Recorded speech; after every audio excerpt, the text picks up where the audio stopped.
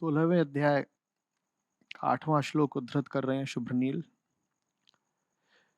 वे आसुरी प्रकृति वाले मनुष्य कहा करते हैं कि जगत आश्रय रहित, सर्वथा असत्य और बिना ईश्वर के अपने आप केवल स्त्री पुरुष संयोग से उत्पन्न है।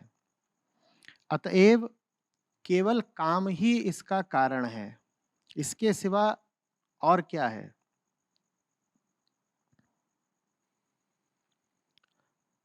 प्रणाम आचार्य जी। जगत का मूल आधार क्या है, ये नहीं जान पाने के कारण ही शायद मैं सत्य से विमुख रहा हूँ।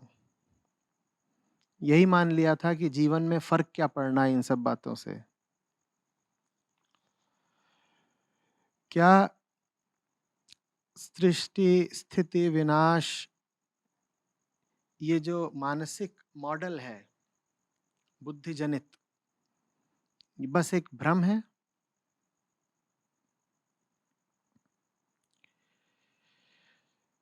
अगर ये सब भ्रम है तो ये जगत इतना प्रकट और दृश्यमान क्यों है?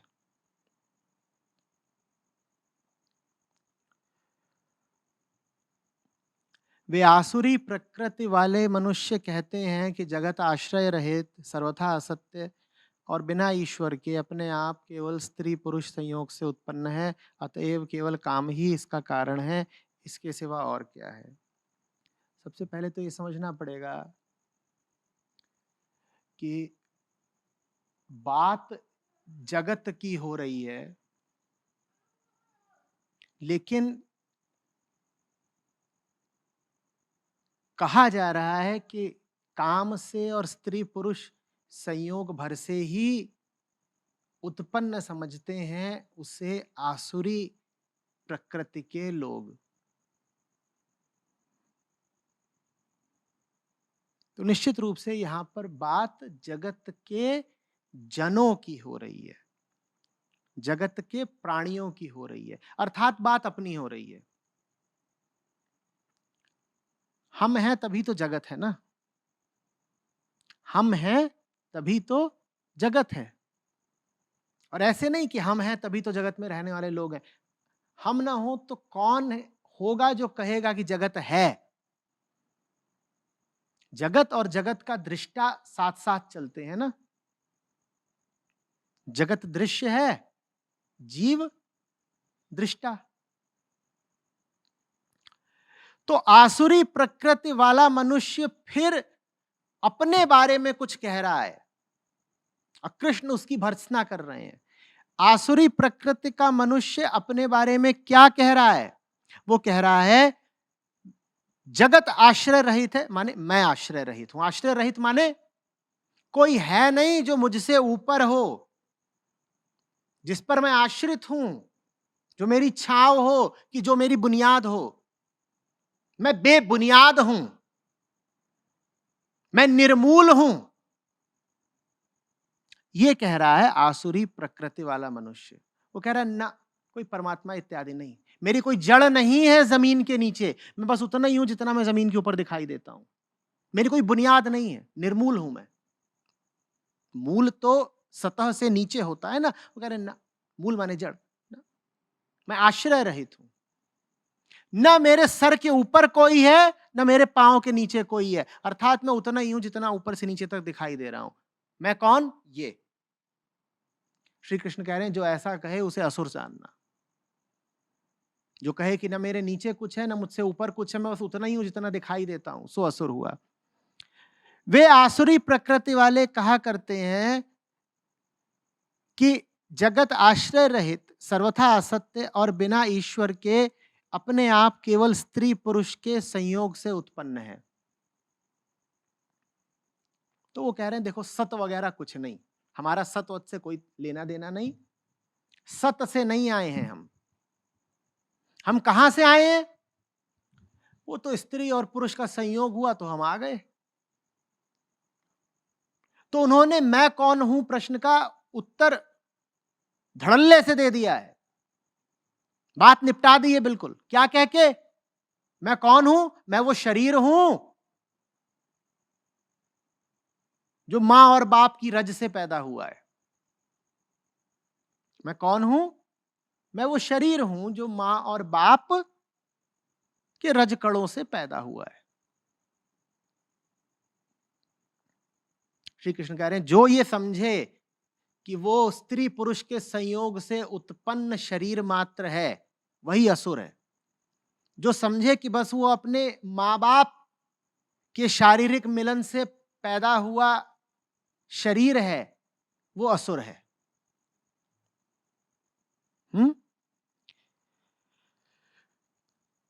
वे आसुरी प्रकृति वाले मनुष्य कहा करते हैं कि काम ही मेरा कारण है।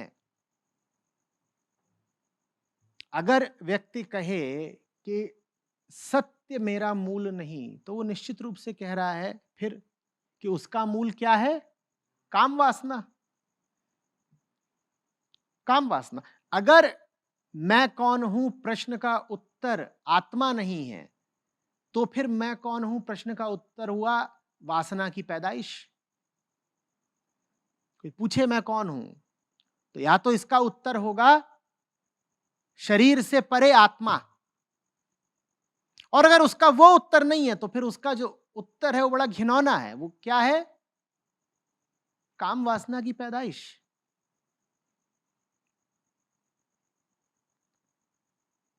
जो भी लोग एक अभौतिक या पराभौतिक सत्य के इनकार में जीते हैं, वो वास्तव में अपने आप को गाली दे रहे हैं।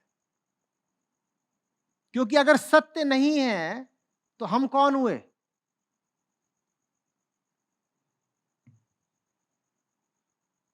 वासना का उत्पाद। पर ये उन्हें पता भी नहीं है। वो कह तो देते हैं कि मैं सिर्फ पदार्थ में और जगत में और बुद्धि में और कारण में और तर्क में और रेशनैलिटी में यकीन रखता हूं। मैं नहीं समझता कि आदमी की बुद्धि के आगे कुछ है। आदमी की बुद्धि के आगे अगर कुछ नहीं है, आदमी के मस्तिष्क से आगे अगर कुछ नहीं है, तो फिर हर व्यक्ति मात्र काम वासना का सह उत्पाद है। A byproduct of a sexual orgy.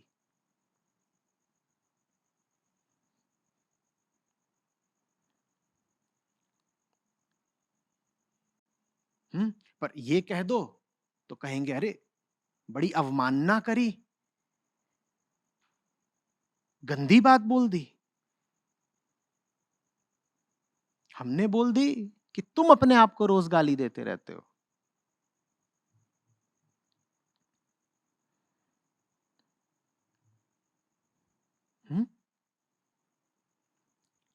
फिर पूछ रहे हैं जगत का मूल आधार क्या है? इसका उत्तर ऐसे दिया जाता है कि देखो कि आमतौर पर जिसको तुम जगत कहते हो, उसको प्रमाणित करने वाला है ही कौन? फिर समझ जाओगे कि जगत का मूल आधार क्या है। जब तुम कहते हो जगत है, तुम्हें कैसे पता जगत है? तुम इंद्रियों और मन से निर्धारित तुम्हारे अलावा कोई है ये प्रमाणित करने वाला कि जगत है? तुम ना हो तो कोई बोलेगा कि ये जगत है?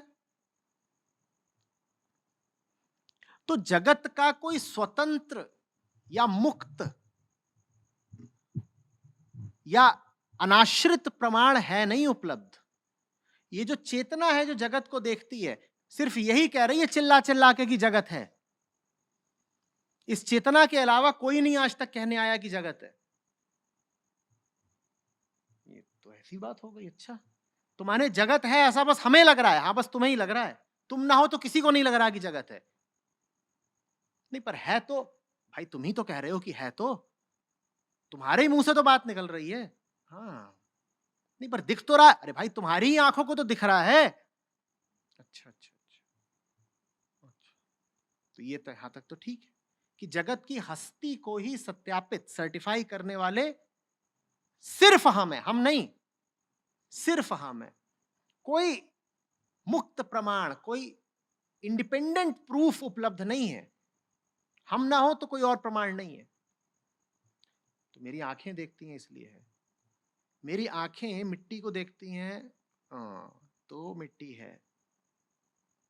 लेकिन बात जरा सा और सोचा तो और उलझ गई। कैसे? ये आंखें मांस है ना, मांस, मांस ही तो है आंखें। और ये मांस कहां से आया? मिट्टी से आया। माने मिट्टी मेरे देखे है और मेरा देखना मिट्टी से है। मिट्टी ना हो तो आंख ही नहीं होगी। आप मिट्टी को देख रहे हैं और मिट्टी को देखने वाली आंख कहां से आई? मिट्टी से आई। ठीक, आप जो कुछ भी खाते हैं वो पैदा कहां हो रहा है? मिट्टी से। तो आप देख रहे हो मिट्टी को, और जिस उपकरण से आप देख रहे हो मिट्टी को, जो बनकर आप देख रहे हो मिट्टी को, वो आया है मिट्टी से। तो ये तो बड़ा बंधा हुआ तंत्र हो गया, क्लोज्ड लूप हो गया। आप कह रहे हो मिट्टी है, मिट्टी कह रहे हो आप है। आपने कहा मिट्टी है और मिट्टी ने कहा आप है।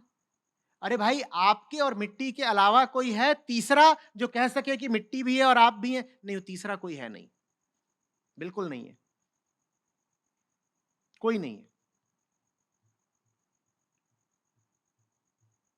तो इसका मतलब हुआ कि अभी तक जिसको हम जगत कहते हैं उसका आश्रय कौन था?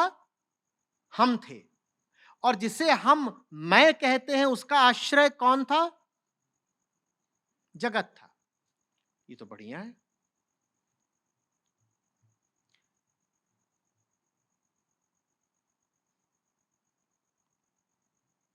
मुन्नू से पूछो तू कौन है, तो कहता है टुन्नू का भाई। और टुन्नू से पूछो तू कौन है, तो कहता है मुन्नू का भाई। और यहां कोई ऐसा है ही नहीं जो दोनों से पूछ सके अरे भाई तुम दोनों कौन हो। ये कोई बताने वाला नहीं है, क्योंकि ये तो दोनों जो भी हैं एक दूसरे से जुड़ा हुए हैं, बिल्कुल जुड़े हुए हैं। ये जुड़वा भाई ही हैं, मुन्नू और टुन्नू। माने जीव और जगत ये जुड़वा भाई है। जीव से पूछो तू कौन है, वो बोलता है वो जो जगत में रहता है। जीव से पूछो तू कौन है, तो वो कहता है वो जो जगत में रहता है या वो जो जगत को देखता है। जगत से पूछो तू कौन है, तो कहता है वो जो जीव की उत्पत्ति करता है। मुन्नू ने कहा हम टुन्नू के भाई, टुन्नू ने कहा हम मुन्नू के भाई।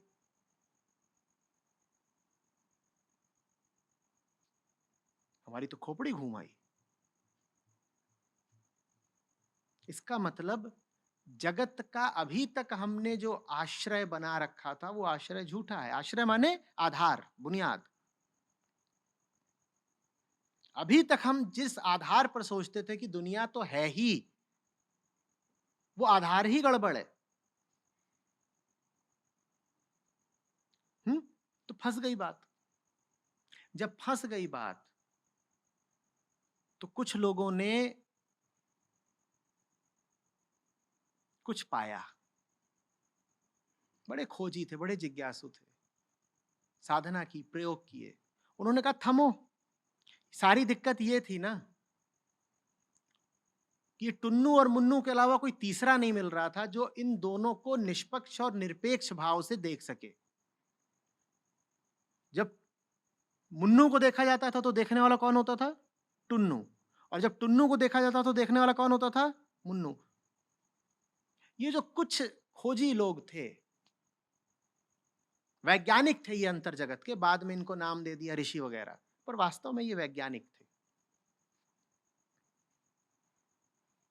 इन्होंने कहा हमें तीसरा मिल गया। उन्होंने कहा संभव है ये टुन्नू और मुन्नू दोनों को एक साथ देख पाना, कोई तीसरा हो करके। उन्होंने तीसरे की तो बहुत ज्यादा बात करी नहीं, लेकिन इतना जरूर बता दिया कि ये जो दोनों हैं इनसे हटा जा सकता है। जीव और जगत दोनों से हटा जा सकता है, और हटना प्रमाणित करता है कि जीव न जगत का आधार है, जगत न जीव का आधार है। ये जो हट जाता है वो उन दोनों का आधार है, क्योंकि वो उन दोनों को देख पाता है। जीव बेचारे की बाध्यता ये कि वो देखेगा तो सिर्फ एक को, किसको? जगत को। जगत की भी बाध्यता ये, मजबूरी है कि वो देखेगा तो सिर्फ एक को, किसको? जीव को। ये जो कुछ लोग थे, इन्होंने कहा नहीं, संभव है दोनों को एक साथ देख पाना, इन दोनों को एक साथ देखा जा सकता है। इन दोनों को एक साथ देख लेने को उन्होंने कह दिया साक्षित्व, उसी का नाम दे दिया आत्मा। आत्मा के बारे में ज्यादा बोले नहीं, बोले वो बातचीत की बात नहीं है, उसके बारे में ज्यादा बोलचाल नहीं करनी चाहिए। लेकिन ये पक्का है कि ये जो दोनों हैं, ये पकड़ में आ गए। ये दोनों ही अर्ध सत्य हैं, इन दोनों में ही कोई पूर्णता नहीं है, ये पारस्परिक रूप से निर्भर हैं। इन दोनों की पहचानें एक दूसरे से जुड़ी हुई हैं, इनकी कोई भी आत्मनिर्भर स्वतंत्र मुक्त पहचान नहीं है। टुन्नू मुन्नू का भाई, मुन्नू टुन्नू का भाई।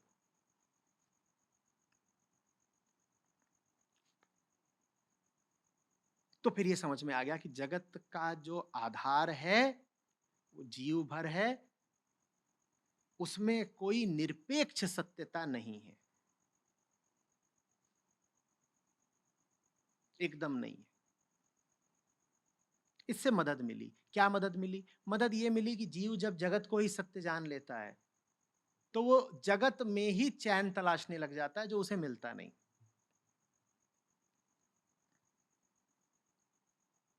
अगर जगत ही सत्य है तो जीव बेचारा फंस गया, क्योंकि अब उसे जगत में ही रहना पड़ेगा ना, और जगत में ही चैन तलाशना पड़ेगा।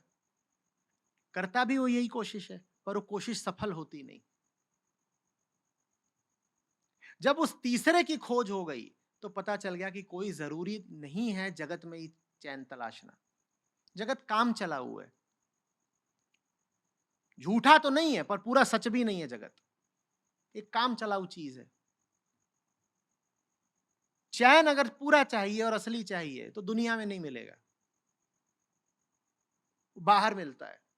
ये जो जीव जगत का द्वैत है, इससे हटकर मिलता है, उसी का नाम, जिसको कहा साक्षी, अद्वैत भी है।